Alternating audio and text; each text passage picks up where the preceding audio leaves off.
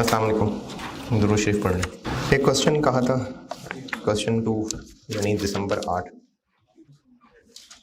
अगर कर सके हो यार। कंसोलिडेशन में होमवर्क भी चलाऊंगा यार, लेकिन वो सिर्फ संडे के संडे नहीं हो सकता, वो रोज भी हो सकता है।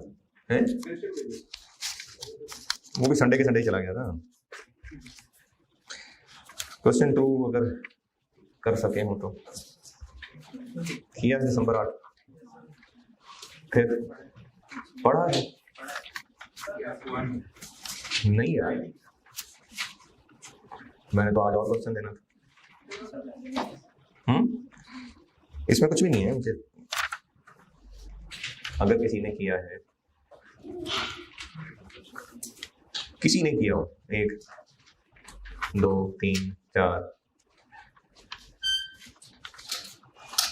तो मैंने तो आज तगड़ा क्वेश्चन देना। वो मसला है इसमें, आपने पूछना कुछ, उसमें क्या समझ नहीं आया।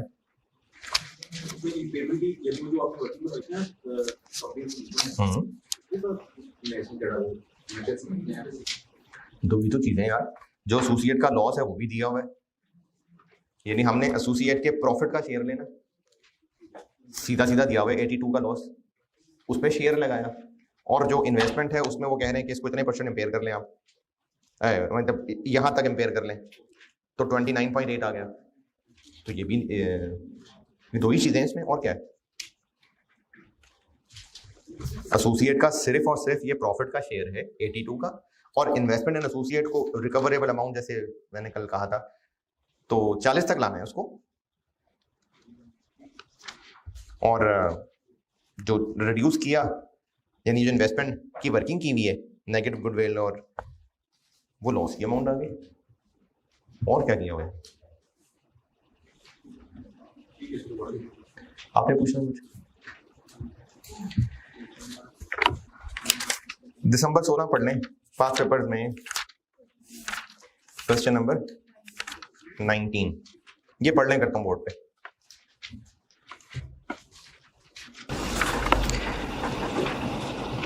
नंबर ये, और अगला सवाल भी इसी अटेम्प्ट का, 16 नंबर ये C-1 की पहली अटेम्प्ट थी, इससे पहले मॉड्यूल ई होता था। तो 21 और 16 37 नंबर।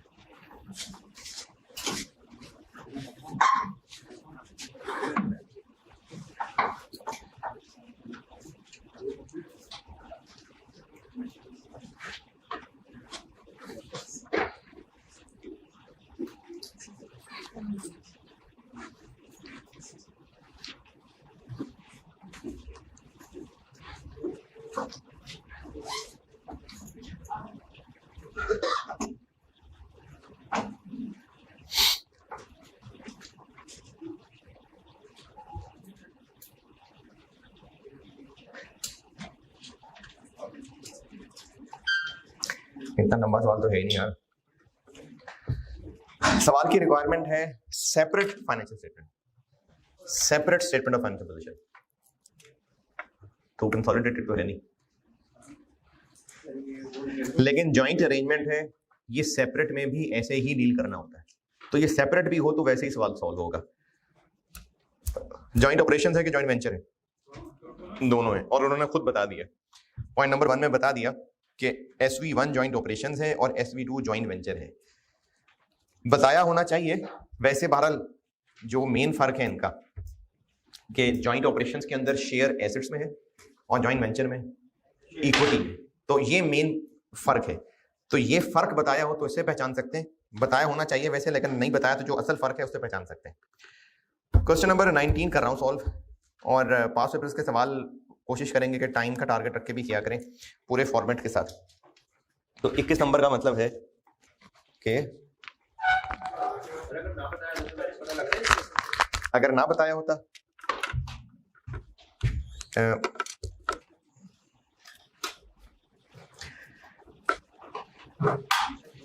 सेपरेट व्हीकल्स हैं, अगर पॉइंट नंबर 1 ना बताया होता ना, तो जो पहला पैराग्राफ है कि 2 सेपरेट व्हीकल्स हैं, तो इससे तो ये सेपरेट व्हीकल्स तो जॉइंट वेंचर ही बनता है, क्योंकि जॉइंट ऑपरेशन हो तो सेपरेट व्हीकल्स, सेपरेट व्हीकल ना हो तो जॉइंट ऑपरेशन है, सेपरेट व्हीकल हो तो जॉइंट वेंचर है, ऑपरेशंस भी हो सकता है, देखनी पड़ती है कि टर्म्स एंड कंडीशंस क्या हैं। तो इसीलिए तो सवाल में पॉइंट 1 कह दिया ना, इसीलिए तो पॉइंट 1 में बता दिया। अगर पॉइंट 1 में ना बताया होता तो फिर दोनों जॉइंट वेंचर ही होते। तो एसओएफपी बनानी है और इनमें से एक को चलाना है प्रोपोर्शनल कंसोलिडेशन जो कि जॉइंट ऑपरेशंस है, और दूसरे को वो इक्विटी मेथड कहते हैं।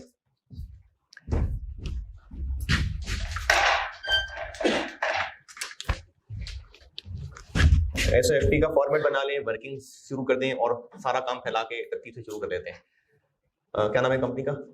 ये मैं कर रहा हूँ क्वेश्चन 1, ठीक है, कह देते हैं।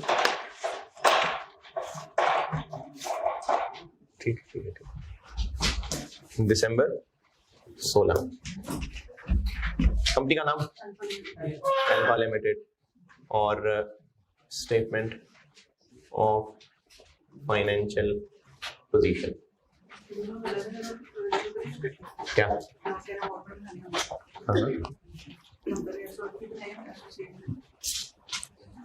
अच्छा, इस सवाल में एसओएफपी भी है और एसओसीआई भी है। अब इसमें दोनों ही सॉल्व करने हैं ना, सवाल में आपसे एसओएफपी और एसओसीआई दोनों पूछे हैं, तो अगर दोनों ही अवेलेबल हैं तो आप इनको 2 सेपरेट सवाल चला लें, क्योंकि एसओएफपी की वर्किंग्स और होती हैं, एसओसीआई की वर्किंग्स और होती हैं। एसओएफपी के अंदर मेहनत और तरह की करनी पड़ रही होती है, एसओसीआई के अंदर और तरह की करनी पड़ रही होती है। इसमें एडजस्टमेंट्स ना होने के बराबर है। इसमें चूंकि एडजस्टमेंट्स नहीं है तो साथ साथ भी चला सकते हैं, लेकिन अगर एडजस्टमेंट्स ज्यादा हो तो आई एडवाइस के बैलेंस शीट अलग सॉल्व कर लें, उसको पूरा कर लें, फिर एसओसीआई अलग सॉल्व कर लें। इसमें वैसे एडजस्टमेंट्स एक ही जी भर के उन्होंने यूआरपी डाल दिया इसके अंदर। ये जो तीसरा टेबल है ना, ये यूआरपी ही यूआरपी है सवाल के अंदर। तो एसओएफपी मैं वैसे इसको सॉल्व करता तो मैं एसओएफपी अलग पूरा सॉल्व करके फिर मैं एसओसीआई पे हाथ डालता है। नहीं, बाकी सारा कर लेते हैं ना। नहीं, एसओसीआई का प्रॉफिट एसओएफपी बना के दी तो हुई है, तो एसओएफपी अलग कर लेते हैं सॉल्व पहले, उसके बाद फिर एसओसीआई कर लेंगे। एज एट 30 जून 2016, और रुपीज मिलियन होते हैं वैसे, million. Non current assets, current assets,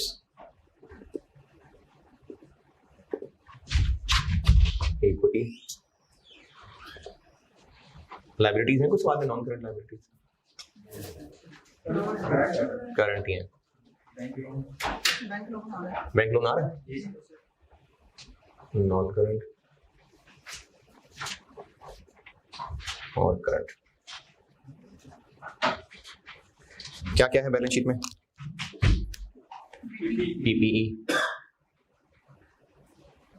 कितना? 2650, और SV1 को मिलाना है साथ 750, लेकिन पूरा नहीं मिलाना। कितना मिलाना? पहले पैराग्राफ में ये जो कहानी लिखी है ना, ये समझे। पहले पैराग्राफ में SV1 में भी और SV2 में भी AL का कितना हिस्सा है? 50%। BL के पास कितना है? 50%। पॉइंट नंबर 2, AL ने BL के हिस्से में से 60% खरीद लिया। पॉइंट नंबर 2, 1 जुलाई 15 यानी इसी साल के शुरू में AL acquired 60% of what? Of BL's ownership. तो उसके पास था 50 उसमें से 60% उसने BL से और ले लिया, तो ये तो सरस हो गया। AL के पास 50 था, BL के पास 50 था, तो उस BL के पास जो 50 था उसमें से 60% ले लिया, तो 50 का 60 टोटल का 30, तो इसलिए अब इसके पास 80%।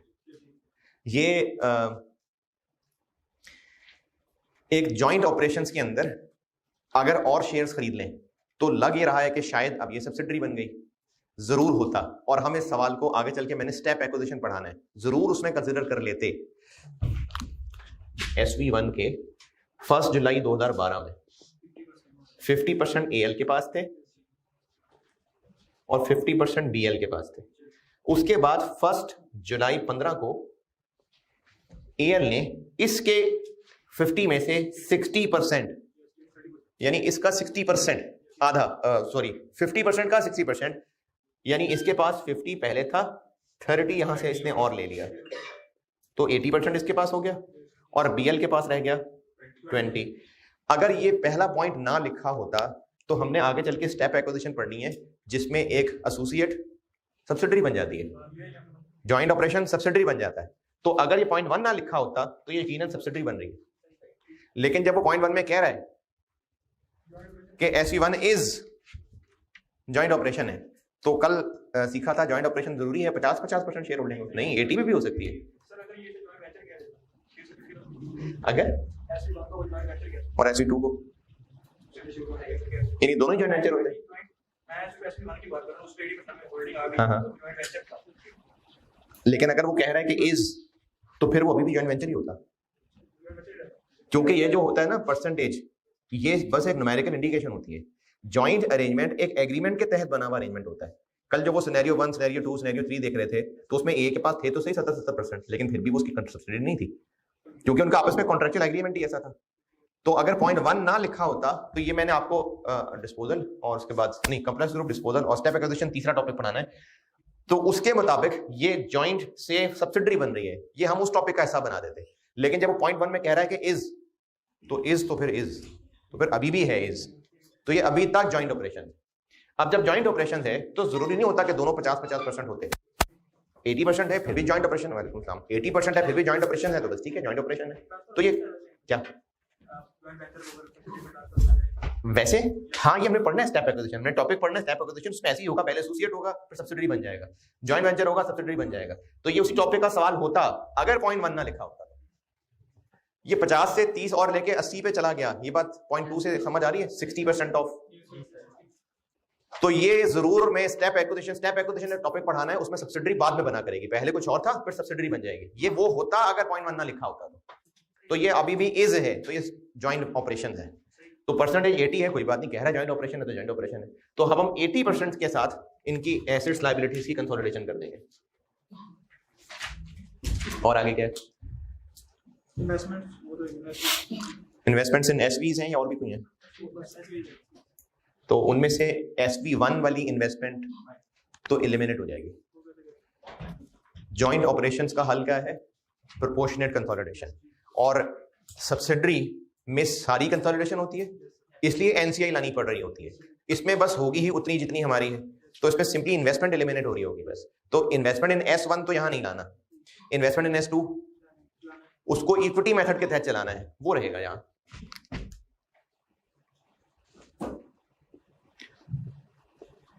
ये वो वर्किंग इक्विटी वाली कर लेंगे। और नॉन करंट में क्या है? अच्छा, कोई अदर रिजर्व नहीं है?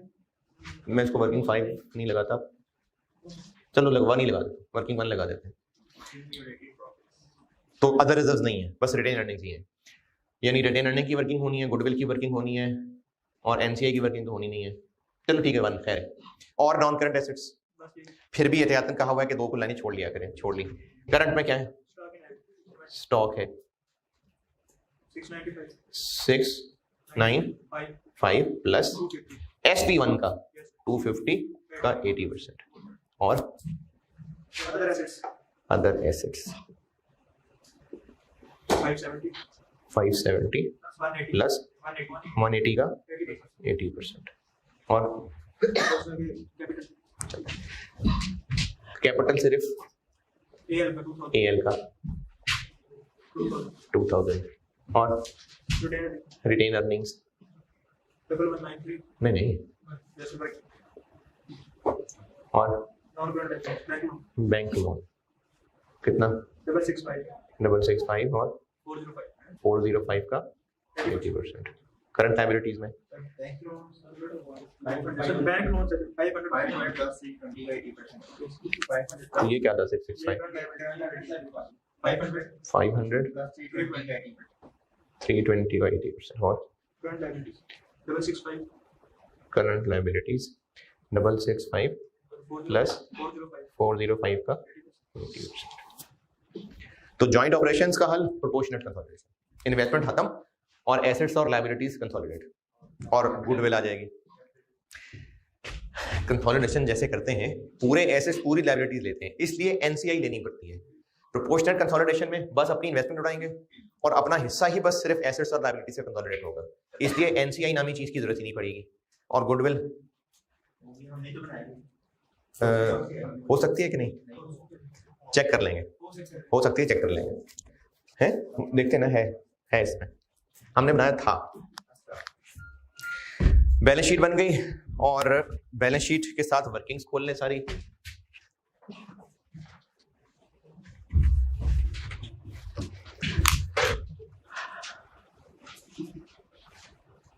इन्वेस्टमेंट इन SV2 कितनी आ रही है बुक्स में? इन्वेस्टमेंट इन SV2 इकट्ठी लिखी है, तो कैसे तोड़ें इसको अलग अलग? हाँ जी, ये हमने ही बनाया था, तो ये SV1 SV2 जब क्रिएट ही हमने किया था तो बस हमने ही कैपिटल में पैसा डाला होगा। तो SV1 और SV2 के कैपिटल से पता चल रहा है SV1 का 400 है और SV2 का 200 है। इसको टैली करके देता हूं। SV1 का जो 200 है उसमें से आधा हमारे पास था, कितना हो गया? SV2 का, सॉरी,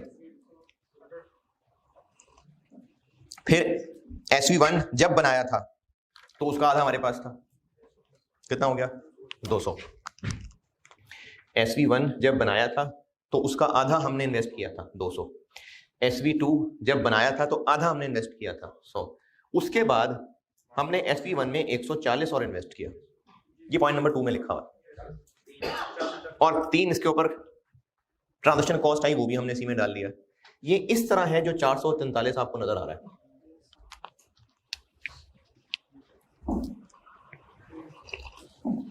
बैलेंस शीट में आपको 443 इन्वेस्टमेंट नजर आ रही है, तो वो ऐसे बनी हुई है। ये कैसे पता चला? SV1 SV2 पैदाइश पे ही हमने बनाए थे, तो उसमें जब बनाए ही नए थे तो हमने तो डायरेक्टली उनके शेयर्स ही उन्हीं से इशू करवाए होंगे, और आधे आधे शेयर्स थे, तो जो उनका कैपिटल है उसमें से आधा हमें इशूड था, आधा BL को इशूड था। और अगर कोई शेयर प्रीमियम होता तो वो भी नजर आ जाता, तो हमने वो भी पैसे मिला के आधे हमारे पास होते, आधे BL के पास होते। तो SV2 का कैपिटल ही 200 है, तो उसमें से आधा हमें इशूड है। SV1 का 400 है, उसमें से आधा पहले हमें इशूड था, उसके बाद हमने 140 और इन्वेस्ट किए, जो BL का हिस्सा भी खरीदा, और 3 साथ जो उस पर ट्रांजेक्शन कॉस्ट हुई। इस तरह से ये 443 बना है जो बैलेंस शीट में नजर आ रहा है। तो इन्वेस्टमेंट इन SV2 कितना है? 100।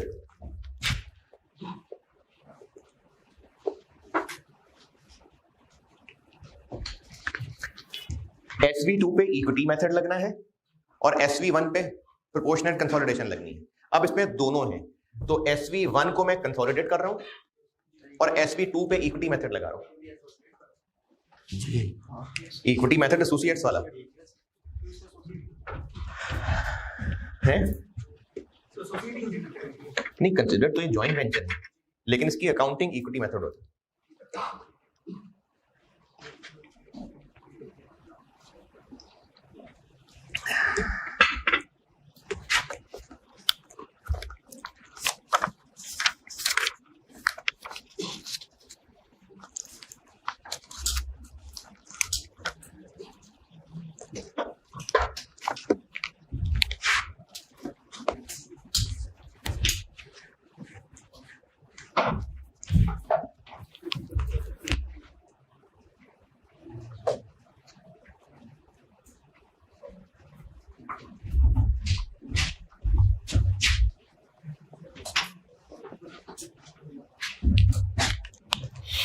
बैलेंस शीट का फॉर्मेट खोल लिया, ब्रैकेट्स ओपन कर लिए, गुडविल की वर्किंग खोल ली, रिटेन अर्निंग की वर्किंग खोल ली और ये इक्विटी मेथड की वर्किंग ओपन कर ली, ताकि बैलेंस शीट का सवाल हम पूरा पूरा सारी दो डबल डबल एडजस्टमेंट के साथ कर लें।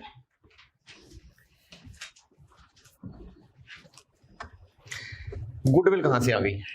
SV1 बेशक शुरू में हमने 50% पैसे लगाए थे, लेकिन उसके बाद हमने मजीद शेयर्स खरीदे BL से, उस पे गुडविल हो सकती है।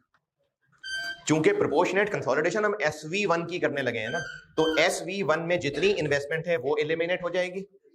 उसके अलावा उसको एलिमिनेट करने से एसेट्स लायबिलिटीज कंसोलिडेट होंगे और रिटेन अर्निंग्स में हमारा हिस्सा कंसोलिडेट होगा। NCI क्यों नहीं आ रही? क्योंकि हम सारा कंसोलिडेट नहीं कर रहे। अगर सारा कंसोलिडेट करते हैं ना, फिर बीच में सब्सिडी की तरह NCI भी आती है। तो प्रोपोर्शनेट कंसोलिडेशन में बस जो हमारी इन्वेस्टमेंट है वो खत्म हो जाएगी, उसकी जगह गुडविल ले लेगी। और चूंकि हमारी शेयर होल्डिंग है ही 80%, तो बस एसेट्स और लायबिलिटीज और रिटेन अर्निंग में हमारा हिस्सा, ये बस 80% आगे कंसोलिडेट हो जाएगा। ये प्रोपोर्शनेट कंसोलिडेशन है जॉइंट ऑपरेशंस की। तो गुडविल इसमें क्यों राइज हो रही है? क्योंकि हमने बाद में उससे 140 मिलियन देके 30% खरीदा है। तो इस गुडविल, और पता नहीं है कि नहीं, चेक कर लेते हैं। दोबारा जो इन्वेस्टमेंट की उसमें दिया 140, इसके बदले, ये कब की बात है? 1 जुलाई 15, और 140 रुपए में क्या खरीदा है हमने? 30%, 30, 80 नहीं, 30। कैपिटल नहीं, बाद में 30 लगा लेंगे, 400। देखें, सवाल पे गौर करें और मुझे 1 जुलाई 15 की रिटेन अर्निंग निकाल के दिखाएं।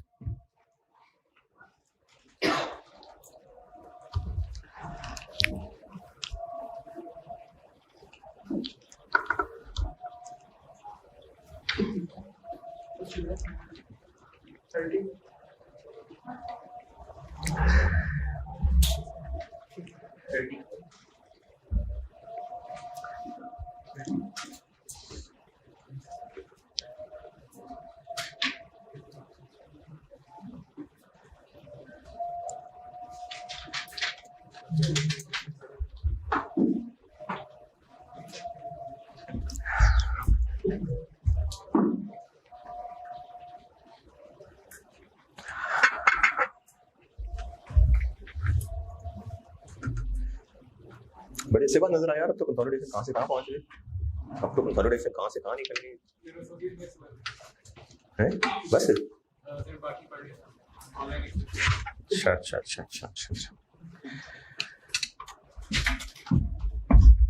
ये गुडविल कौन सी वाली इन्वेस्टमेंट पे कैलकुलेट हो रही है? जो बाद में उनसे 30% खरीदा है। कब? 1 जुलाई 15। तो आपको 1 जुलाई 15 की रिटेन अर्निंग नहीं बैलेंस शीट में, तो 30 जून 16 की दी हुई है। साल उल्टा चलना है वापस, तो जो पैट ऐड हुआ होगा वो माइनस कर देते हैं। तो इस 55 में 25 ऐड हुआ हुआ है, वो निकाल देते हैं 30। और कोई फेयर वैल्यू एडजस्टमेंट टाइप चीज नहीं। तो ये बन गया 430, और इस 430 में से हमने 30% लिया है 129। तो 11 मिलियन की जो बाद में इन्वेस्टमेंट की थी उस पर गुडविल पे की।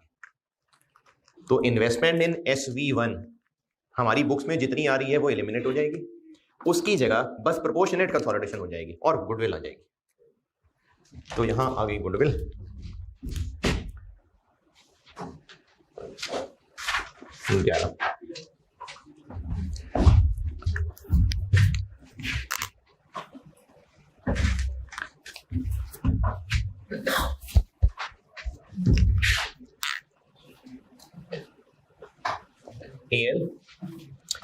SV1 शुरू से लेके अब तक इसका तो शेयर बदला है। अच्छा, ये ना मैं फिर बता रहा हूं, ये सवाल स्टेप एक्विजिशन का होता, जिसमें एक कंपनी जिसमें पहले इन्वेस्टमेंट होती थी वो बाद में और बढ़ के सब्सिडरी बन जाएगी। ये उसी का सवाल होता अगर पॉइंट नंबर 1 में ना कहा होता कि इज जॉइंट ऑपरेशंस। तो इसमें हम ये किया करेंगे कि कुछ अरसे तक शेयर होल्डिंग और रही होगी, कुछ अरसे तक और रही होगी, तो उसके फिर हमें रिटेन अर्निंग के 2 कॉलम तोड़ने पड़ेंगे। क्यों? जितने अरसे हमारी इस पे शेयर होल्डिंग 50 थी, उतने अरसे का 50% हिस्सा रिटेन अर्निंग का, और जिसमें 80 हो गई उसमें 80 का, तो इसमें SV1 के हमें 2 टुकड़े करने पड़ेंगे, एक जब वो 50% था और एक जब वो 80% है, 1 और एक SV2। ये वो जैसे इक्विटी मेथड में ए का कॉलम बनाया था। सवाल में क्या है गिवन बैलेंस शीट में रिटेन अर्निंग्स, AL की 1193, SV2 की कितनी है, SV2 की 30, SV1 की जो 55 है वो मैं किस कॉलम में लिखूं, लेटेस्ट ना, अभी इधर 55 लिखूं, यहां क्या लिखूं, जब ये 50% वाला पॉइंट आया है इंटरवल, उस पॉइंट पे रिटेन अर्निंग्स कितनी बन चुकी थी, 30। और अच्छा, ये जो मैं 2 कॉलम बना रहा हूं ना, और आपको ये 2 कॉलम के टुकड़े करना, अगर ये बात अभी नहीं समझ आ रही, ये मैंने डिस्पोजल स्टेप एक्विजिशन में करना ही है चीज बार बार डिस्कस, ये तब हो जाएगी और क्लियर। नहीं आ रही समझ, हमने S1 में आज जिसकी रिटेन अर्निंग 55 है और पहले दिन 1 जुलाई 12 को 0 थी, यहां पर 50 से हम 80 पे चले गए, तो ये जो हिस्सा है ये 50% इधर आना है और ये वाला हिस्सा 80, तो हमें इस इंटरवल का यहां पर पॉइंट चाहिए ना फिर। तो जब ये पॉइंट एंड हो रहा था तो यहां रिटेन अर्निंग 30 थी और ये 55 है। जब ये पॉइंट शुरू हो रहा था तो उस वक्त क्या थी, जैसे प्री एक्विजिशन होती है, तो वो मैं यहां 30 लिख के लिस्ट करूंगा, और ये वाला स्पैन जब शुरू हो रहा था, हम लोग जब एक्विजिशन डेट से लेके बैलेंस शीट तक देखते हैं तो ये रिटेन अर्निंग यहां लिखते हैं, और जो इस पॉइंट पे थी वही प्री एक्विजिशन क्या लेस करते हैं ना, तो इस पॉइंट पे ये 30 थी, तो 80% इस पे लगाना है 25 पे, और 50 किस पे लगाना है 30, और SV2 क्योंकि हम नहीं बनाया है,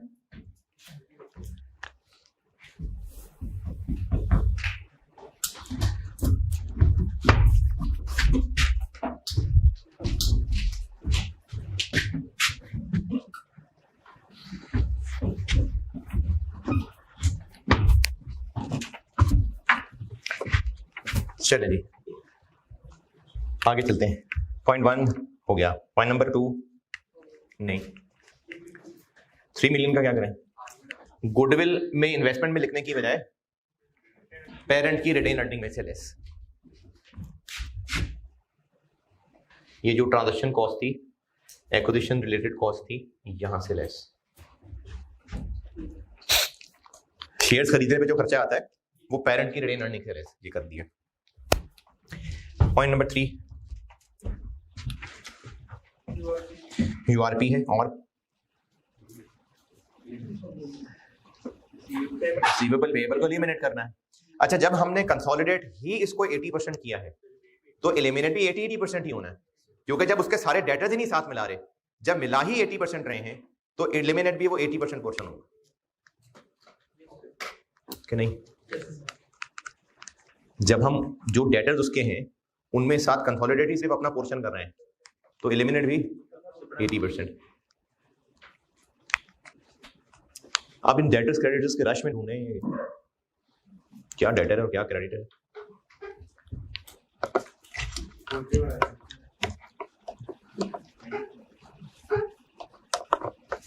हाँ जी, पॉजिटिव वाला रिसीवेबल है और नेगेटिव वाला पेएबल है, जबरदस्त।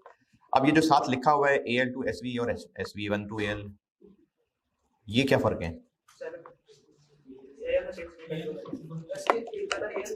सेल्स नहीं, मैं अभी पेपर रिसीवेबल की बात कर रहा हूँ, ये जो सेकंड लास्ट कॉलम है।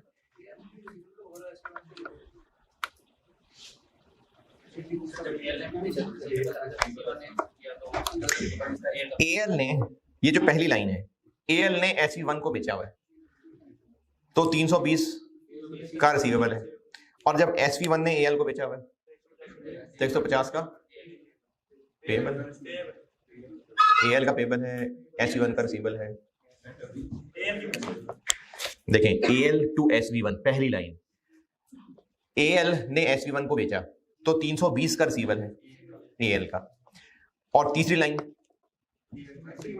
SV1 ने AL को बेचा तो 150 AL का पेबल है, तो तो SE1 का इन दी बुक्स ऑफ AL लिखा हुआ है। अब ये AL के पॉइंट ऑफ व्यू से बताया हुआ है बस, लेकिन अगर आप इसको कंसोलिडेशन के एंगल से देखेंगे तो देखें 320 तो AL का रिसीवेबल है, 150 SV1 का रिसीवेबल है। ये क्या बात कह रही? AL ने SV1 से 320 रिसीव करना है और SV1 ने AL टू SV1 और SV1 टू AL। AL ने SV1 से 320 रिसीव करना है और SV1 ने AL से 150 रिसीव करना है। अब जो कंसोलिडेशन पॉइंट ऑफ व्यू से यानी इन दोनों को हम मिला दें तो ये भी रिसीवेबल है, ये भी रिसीवेबल है और ये भी पेएबल है और ये भी पेएबल है।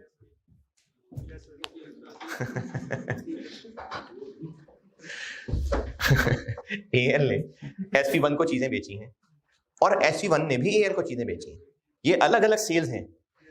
तो वो जो AL की बुक्स में इससे रिसीवेबल आ रहा है और AL की बुक्स में इसको पेएबल आ रहा है, तो अगर आप इनको दूसरी साइड देखें तो ये जो AL का रिसीवेबल है ये SV1 का पेएबल है।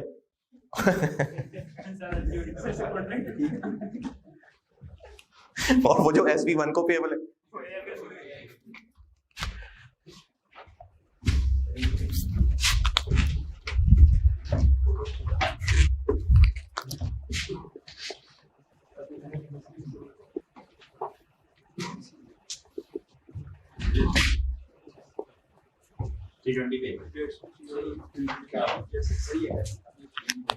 अब ठीक है, इसने SV1 से इतना रिसीव करना है तो इसने उसको पे करना है और इतना इसने SV1 को पे करना है, मतलब SV1 ने इतना इससे रिसीवेबल करना है। तो हम लोग जब ये अदर रिसीवेबल को कंसोलिडेट कर रहे हैं यहां, तो ये 320 इसके अंदर है और ये 150 वो भी इसके अंदर है, यानी दोनों ही रिसीवेबल्स के अंदर जुड़ गए। ये 150 AL के पेएबल इसमें शामिल है और इसका जो पेएबल है वो इसके अंदर शामिल है। तो दो रिसीवेबल्स हैं, दो पेएबल्स हैं, तो दोनों जगह से दोनों एलिमिनेट हो गए।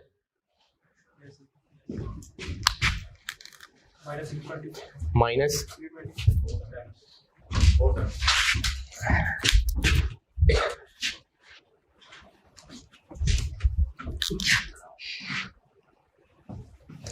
इसको रिसीवेबल में से उड़ा देते हैं, इसको पेएबल में से उड़ा देते हैं, यानी 470 का 80%।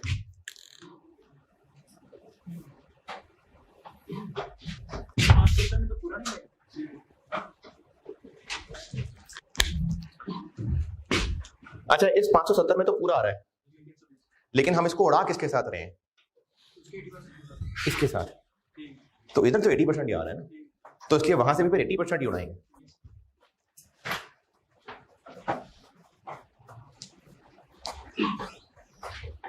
ये 470 वाली बात और 470 वाली बात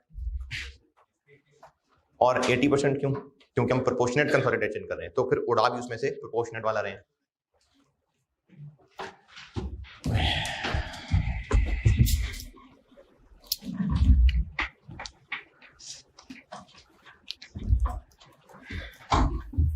और 0.4 में क्या है? 0.3 में गुड्स का यूआरपी है। अब 4 तरह के इन्वेंट्री बैलेंस है और उन सब पे प्रॉफिट परसेंटेज भी अलग अलग है।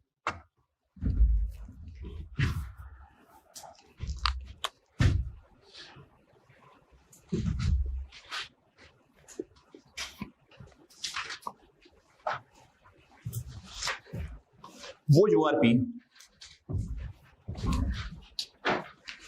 जो AL ने SE1 को बेची हुई चीजों पे, यानी पहला वाला AL टू SV1 स्टॉक में कितना पड़ा हुआ है और इस पे profit margin 10%, 22। AL to SV2 110 20% 22 SV1 to AL 150 45 और SV2 to AL 38 का 15% 5.7 ये हो गई URPs।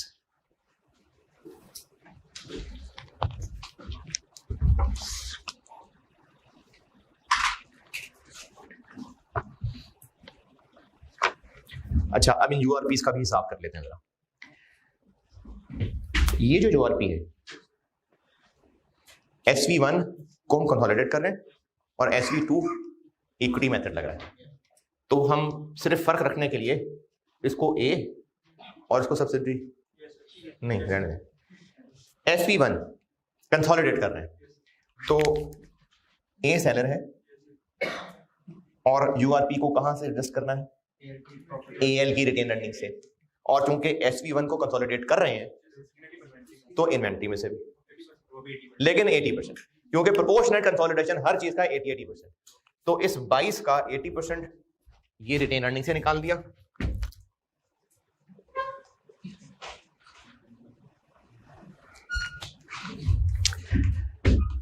अच्छा, इस सवाल के अलावा और कोई ना, ये जॉइंट ऑपरेशंस का इतना अच्छा सवाल है नहीं, क्योंकि मैंने भी कराए जॉइंट अरेंजमेंट है, इसकी प्रैक्टिस के लिए सवाल ही वाहिद अवेलेबल है। क्योंकि पहला सवाल कर रहे हैं CP1 पास पेपर का, तो जो जिन्होंने नहीं किया वो, तो इसलिए वो एक अलग से फिक्र है कि अच्छा बड़ा सवाल होगा, 21 नंबर का सवाल होगा, और साथ इसमें अजीब अजीब चीजें भी हैं, तो इसलिए थोड़ा सा ओवर मुश्किल भी लगेगा सवाल, क्योंकि आपकी आगे प्रैक्टिस है ही नहीं जॉइंट ऑपरेशंस की, तो इसलिए इसी को ही कर लें। लेकिन जॉइंट अरेंजमेंट पढ़ाना जरूरी था अगले सवालों के लिए, वरना शायद मैं ये कंसोलिडेशन में आखिर में पढ़ा देता, क्योंकि अक्सर सवालों में एसोसिएट जेवी हुआ करेगा, इस वजह से कराना जरूरी था। तो इसकी प्रैक्टिस के लिए यही एक जामे किस्म का सवाल है, और है नहीं, वाहिद यही सवाल है, तो इसलिए इसी सवाल को ही बार बार कर लीजिएगा। URP 22, ये वाला 22,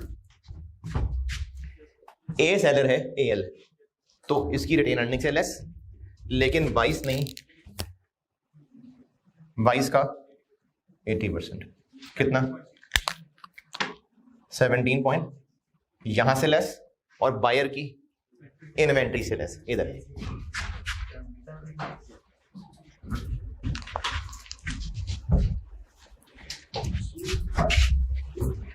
अब ये सेलर है, कितना URP? 45, और क्योंकि हम SV1 को ले ही सिर्फ 80% रहे हैं। अच्छा, इसमें आप देखिएगा, अगर तो हम इसका URP ये 45, इसमें SV1 सेलर है, ट्रीटमेंट क्या होगी?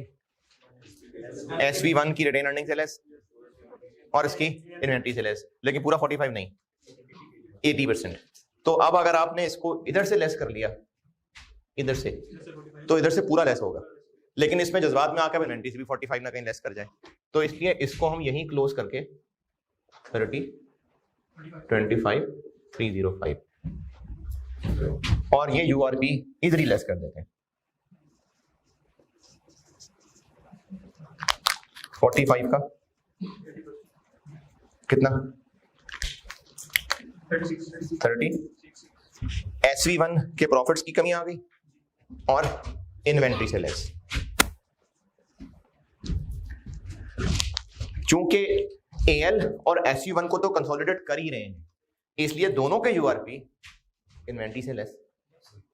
और अगर ये 80% वाला मामला ना होता तो फिर सिंपल चीज थी, AL वाला प्रॉफिट इस कॉलम से लेस कर देते और SV1 वाला प्रॉफिट इस कॉलम से लेस कर देते, और दोनों इन्वेंट्री से ही लेस होते। लेकिन क्योंकि प्रोपोर्शनेट कंसोलिडेशन कर रहे हैं, इसलिए 80% लगाना था, तो मैंने इधर इसी कॉलम में लेस कर दिया।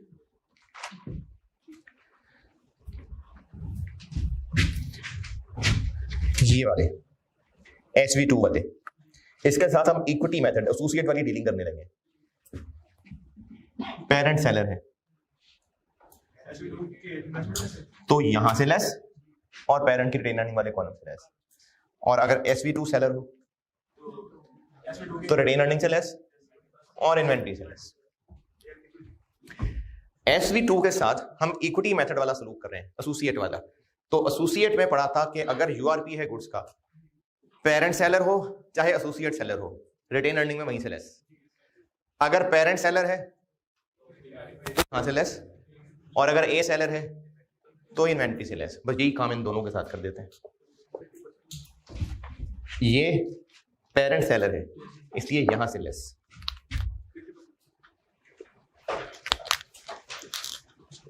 बाईस का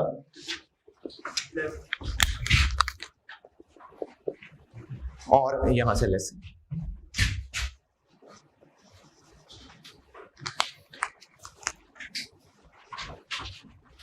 और जिसमें SV2 सेलर है तो रिटेन अर्निंग से तो लेस। 5.7 का 2.85 और इन्वेंट्री से लेस।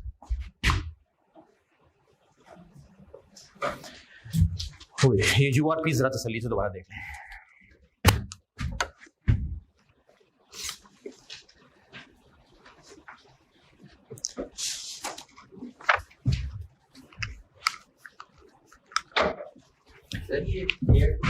पेरेंट है और ये एस जिसको हम कंसोलिडेट कर रहे हैं, इनके यूआरपीज दोनों के इन्वेंट्री में एडजस्ट होंगे और ये दोनों एडजस्ट कर दिए। और चूंकि हम एसवी को 80% लगा के कंसोलिडेट कर रहे हैं इसलिए इस कॉलम से लेस करने की बजाय, वरना पूरी फिगर ही ना वहां लेस कर जाते, इधर से लेस कर दिए। और जो SV2 है इसके साथ एसोसिएट जैसा सलूक करना है। पेरेंट सेलर है तो यहां से लेस, एसोसिएट सेलर होता तो इन्वेंट्री से लेस, और in any case retained earning से लेस। तो इस पे भी 50 और इस पे भी 50% लगा के रिटेन अर्निंग से लेस। लेकिन इस सूरत में ये सेलर है यहां से लेस, इस सूरत में SV2 सेलर है इन्वेंट्री से लेस। एसोसिएट की क्लास ले ली, एसोसिएट वाली। जब एसोसिएट पी को सेल करता है तो पी की इन्वेंट्री में आ रहा होता है, वो यूआरपी हम इन्वेंट्री से माइनस करते हैं। लेकिन जब पी एसोसिएट को सेल करता है तो एसोसिएट की इन्वेंट्री तो यहां नहीं आ रही, तो उसको यहां से लेस करते हैं। क्योंकि एसोसिएट की वो इन्वेंट्री तो वहां नहीं आ रही, लेकिन नेट एसेट्स में हिस्सा है जो यहां शो हो रहा है, तो इसलिए यहां से लेस करते हैं। ये यूआरपी की सारी फिगर्स देख लें, परसेंटेजेस जो लगाई हैं और कहां कहां से ऐड लेस किया है। इसमें यूआरपी ही यूआरपी है इस वाले।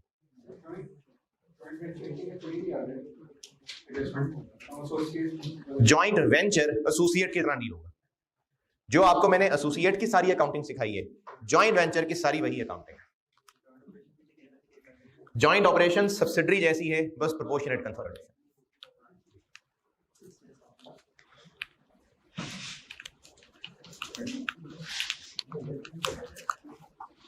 यूआरपी और इसके अलावा इस पॉइंट में इनकम स्टेटमेंट की चीज है, वो इनकम स्टेटमेंट बनाऊंगा तो।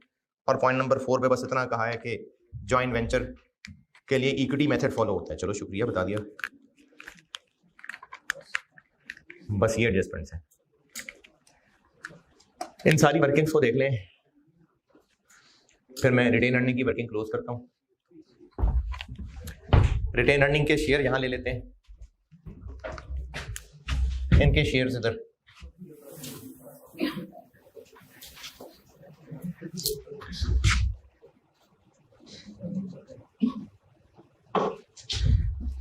SV1 वाला देखें जी, 30 के ऊपर 50% और 25 के ऊपर 80%। कितना? 35। इसी के नीचे लाइन लिख रहा हूं, इसी के नीचे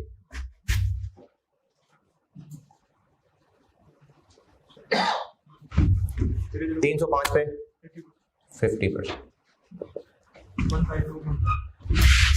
15 चलो 3। अच्छा देखें, SV2 के एसोसिएट जैसा सलूक करना है तो एसोसिएट की रिटेन अर्निंग का हिस्सा यहां ऐड और इन्वेस्टमेंट में ऐड।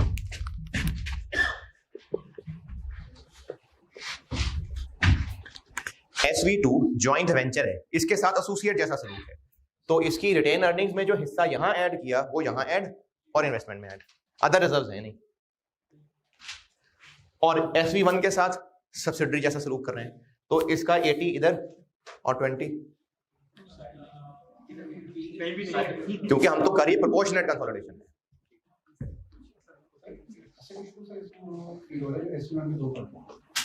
ये जो 2 कॉलम वाली बात है ना, अगर आपको इसमें कंफ्यूजन है कोई बात नहीं, आगे स्टेप एक्विजिशन डिस्पोजल, ये 2 कॉलम वाली बात वहां बार बार प्रैक्टिस हो जाएगी।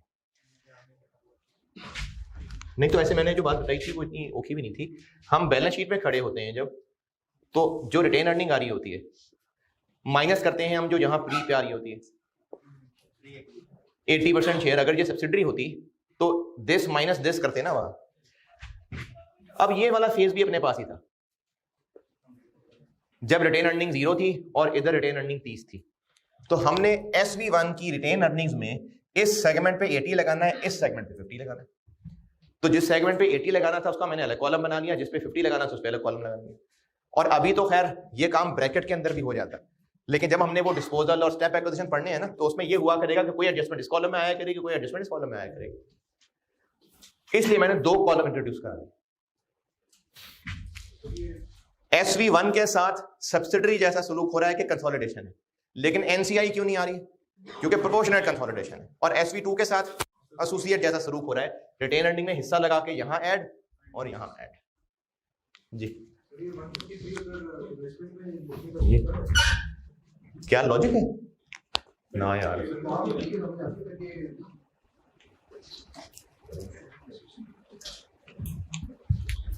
आप वेडनेसडे को नहीं थे तो उसकी क्लास का क्या किया? ये उसमें बताया था सारा। वैसे मैंने संडे को थे, मैंने इसमें शायद ये चीज स्टार्ट रिवाइज करके की थी। एसोसिएट नहीं पढ़ी क्लास, एसोसिएट नहीं पढ़ी क्लास। हाँ, तो ये एसोसिएट वाला काम किया है, जो एसोसिएट के खरीदने के बाद से अदर रिजर्व और रिटेन अर्निंग में हमारा हिस्सा आया होता है, वो हम वहां भी ऐड करते हैं और इन्वेस्टमेंट में भी ऐड करते हैं। तो ये इक्विटी मेथड है, ये एसोसिएट की पहली क्लास में सिखाया था। रिटेन अर्निंग ये भी 1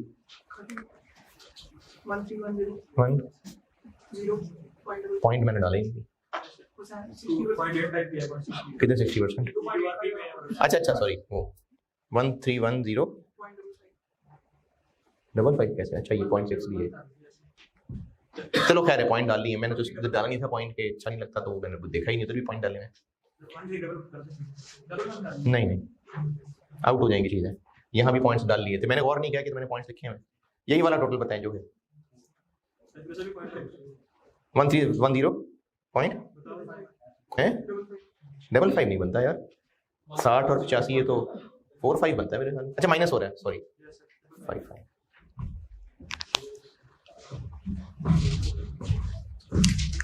ये 242 बस बैलेंस शीट हो गई पूरी। देखें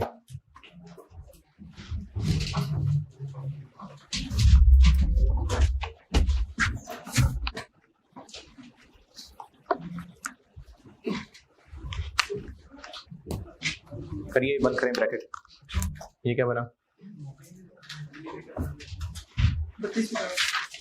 3250, ये आ गया 242, ये स्टॉक आ गया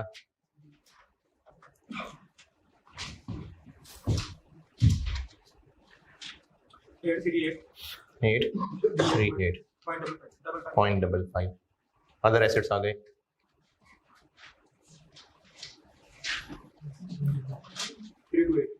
328 एसेट्स हो गए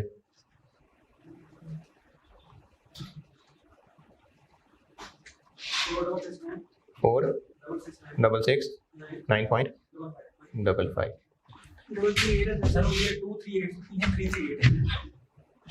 ये ठीक है, ये ठीक है, ये कितनी है?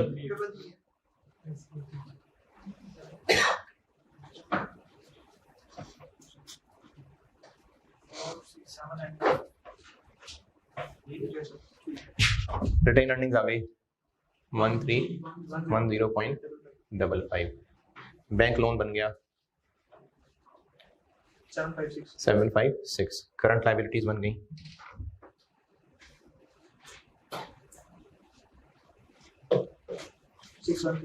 613, 4679.55। ये हो गई SOFP। SOCI बनाता हूं।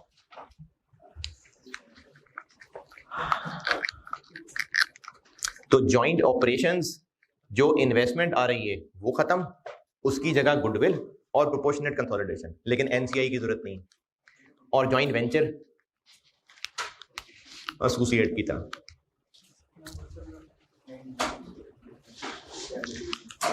तो पहले SOFP पूरी सॉल्व कर लें, उसके बाद SOCI का सवाल समझ कर सॉल्व करते हैं। इसमें सारी कैलकुलेशन देख लें, अंग्रेजी से रिलेट कर लें, कोई एडजस्टमेंट पूछनी है तो बताएं।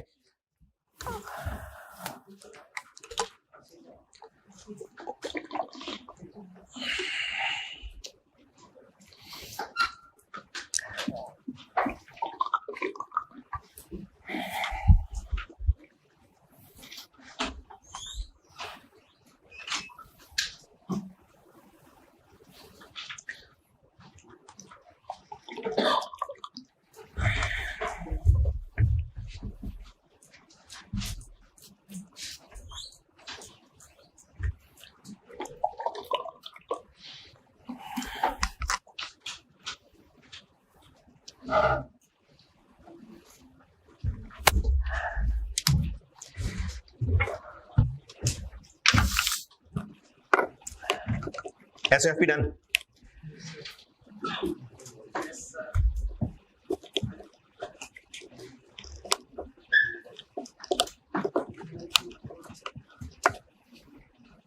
ध्यान, ये सारा हो गया कवर।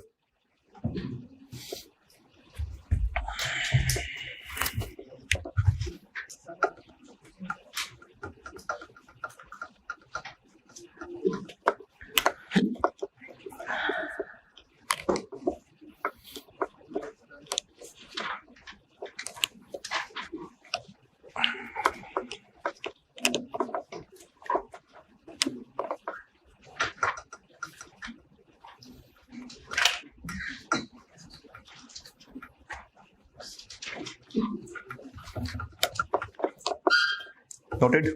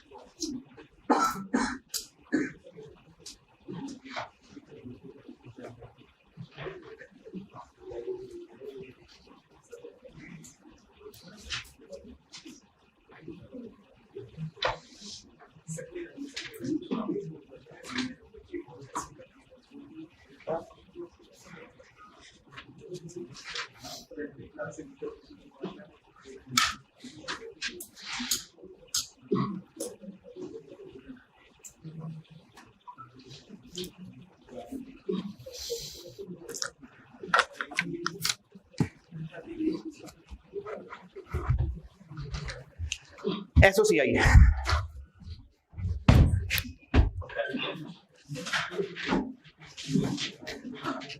अच्छा, SOCI में SV1 प्रोपोर्शनल कंसोलिडेशन और SV2 वो share in profit equity method. June 30, 2016। और NCI की वर्किंग प्रोपोर्शनल कंसोलिडेशन नहीं, तो बस फिर यही फेज पे ही है जो है सेल्स 4250 और SV1 की 650 का 80%। कॉस्ट ऑफ सेल्स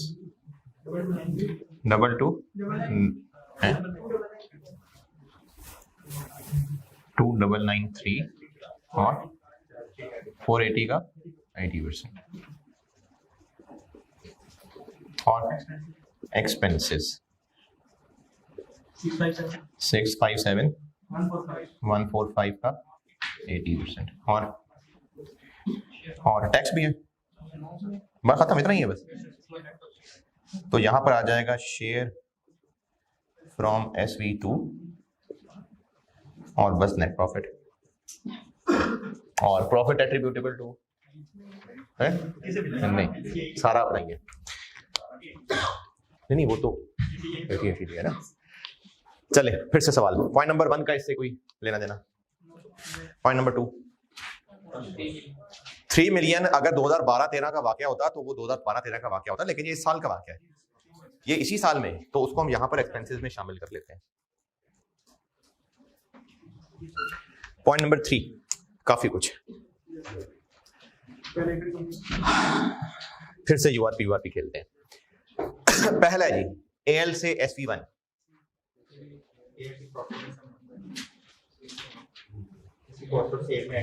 अच्छा वो वर्किंग करूं SV1 का प्रॉफिट जिसका शेयर यहां लेना हो है, इनकम स्टेटमेंट में नहीं एस का पैट ले रहे होते,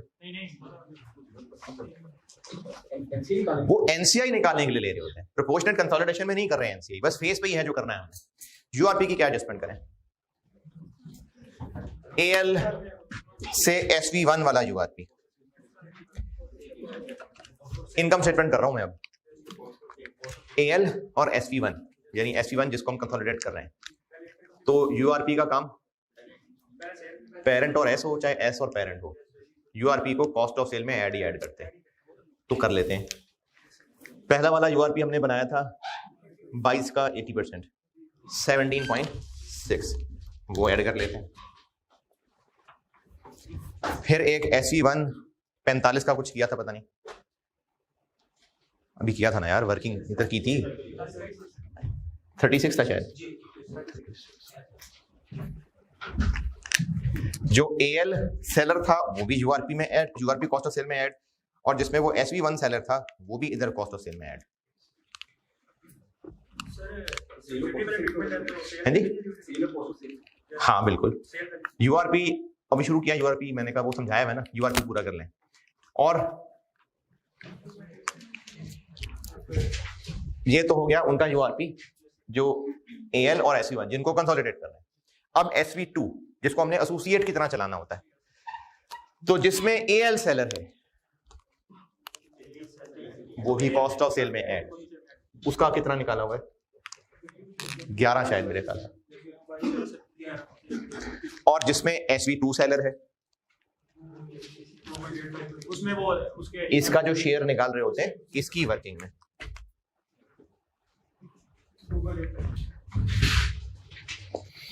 SV1 का प्रॉफिट कितना, SV2 सॉरी 50, और इस पे हम लगा लेते हैं इसका 50% ही 25, इसमें से करना है लेस। SV2 के साथ एसोसिएट वाला काम करना है, तो एसोसिएट का सवाल करते हुए अगर P सेलर है तो यूआरपी कॉस्ट ऑफ सेल में ऐड, और अगर एसोसिएट सेलर है तो यहां से लेस। ये 2.85 था गालिबन।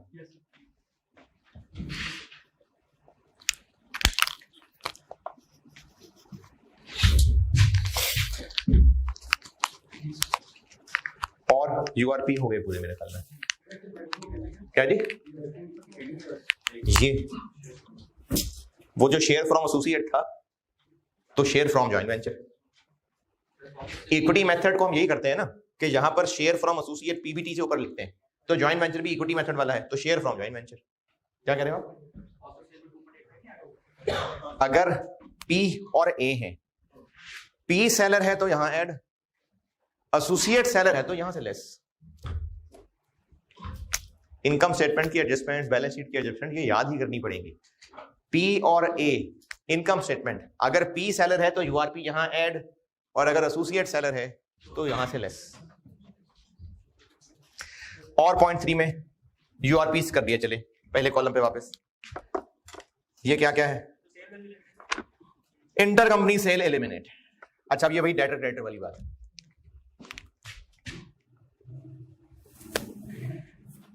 एएल ने जो SC1 को सेल्स की 350, इसकी वो कॉस्ट ऑफ सेल में आ रही है,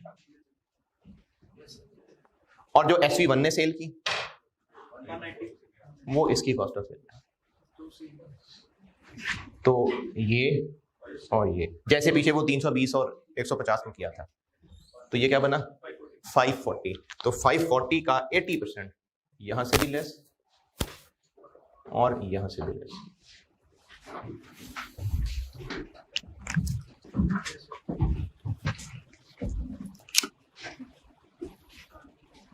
बस इतनी सी बात थी, बस सेल्स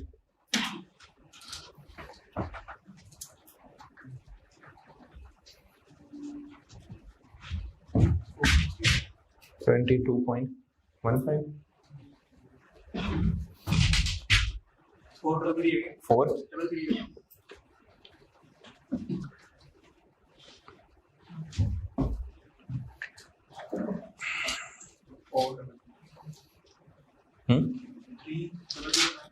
30009। अच्छा, इसमें आईकैप के सोल्यूशन से मुझे एक इख्तलाफ ये है, उन्होंने ना ये 350 ये वाला, ये 350 दोनों से पूरा पूरा लेस कर दिया था, हालांकि इसकी कॉस्ट ऑफ सेल तो हमने ली ही सिर्फ 80% है। तो ये एक पीछे सोल्यूशन से इख्तलाफ है जी। जीपी 1328.4 और एक्सपेंसेस हो गए 776 और ये शेयर आ गया 20.15, तो पैट बन गया 574.55 और प्रॉफिट एट्रीब्यूटेबल टू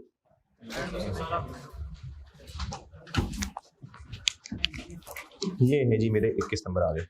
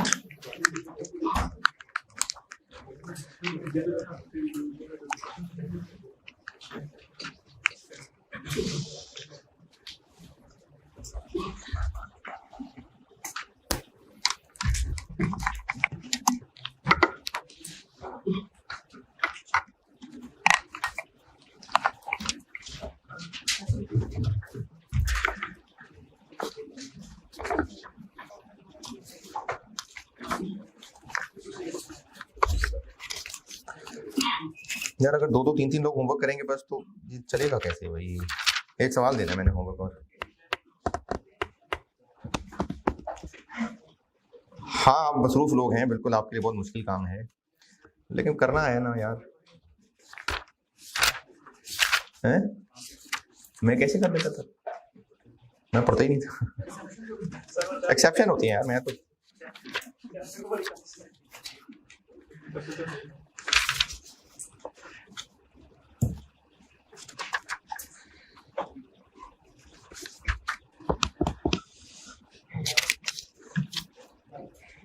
ये एक सवाल है, एक सवाल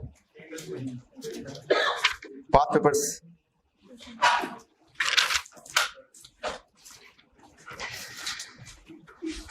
और मैंने वो मास्टर क्वेश्चन में डेफर्ड टैक्स समझाया था, वो तो फिर ज्यादा था, इसमें तो दो लाइन ही है। तो डेफर्ड टैक्स वाली कैलकुलेशन समझ आ जाए तो ठीक है, नहीं तो उसके बगैर बाकी तो करेगा। डेफर्ड टैक्स भी था इसमें। क्वेश्चन नंबर 27 पास पेपर वाले सेक्शन में, रुबेल लिमिटेड, टका लिमिटेड, युआन लिमिटेड है, नहीं, ये रुबेल कोई होती है करेंसी, मुझे याद नहीं। ये नाम जो रखते हैं ना, फिर ये इसी तरह के नाम रखते हैं सबके।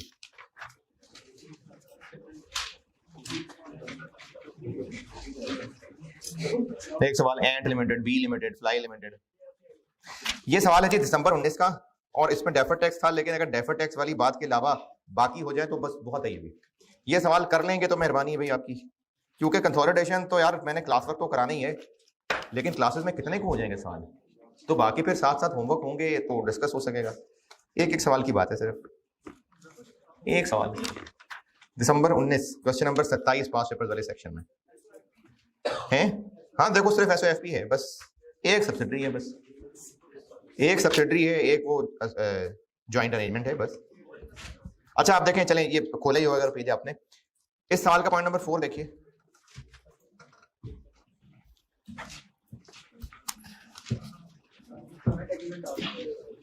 पास पेपर में question 27 point number 4, RL entered into an agreement with Frank Limited to set up via a joint arrangement।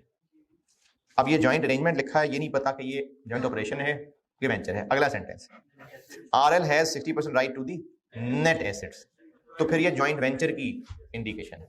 तो ये जॉइंट वेंचर है यानी इक्विटी मेथड एसोसिएट वाला, तो एक सब्सिडरी हो गई, एक एसोसिएट जैसी चीज हो गई। बैलेंस शीट का सवाल है,